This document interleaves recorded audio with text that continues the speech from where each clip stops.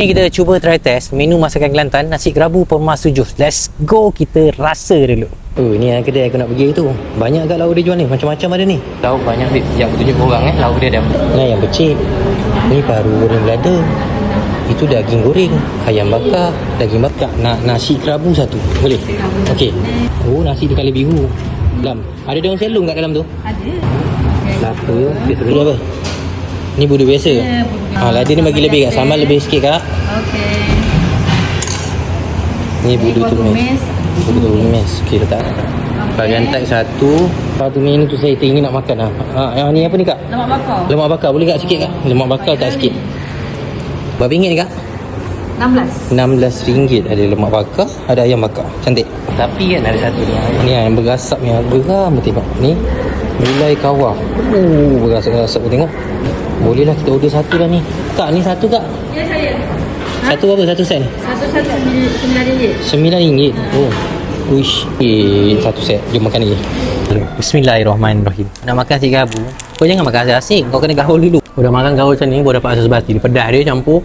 Rasa budu tumis dia, budu masin yang biasa tu. Itu kat kelapa. Dia garing kena masak. Aku suka yang jenis kelapa macam ni. Kau tengok ni lemak bakar berminyak masuk mulut ni. Mulut manis. Dia punya lemak tu manis. Ada rasa macam sejenis rempah letak sikit. Ayam bakar. Oh. Sampai belakang ada letak kepah. Ayam bakar dia ni baru je masak. So aku dapat dalam tu juicy lagi lah. Cantik. Panas lagi ni. So dapat rasa manis-manis rempah. Gabung sekali semua makan nasi kerabu tu. Bagi rasa tengah-tengah. Overall untuk nasi kerabu aku boleh bagi 8.4/10. Next menu nasi putih gulai kawah. Entah apa lapar sangat aku makan sampai 2.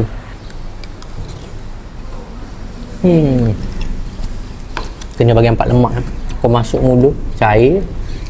Minyak keluar tu. Kau makan dengan sambal belacan dengan nasi putih baru dia bagi rasa balance lah. Nice dengan pedas dia bagi tu.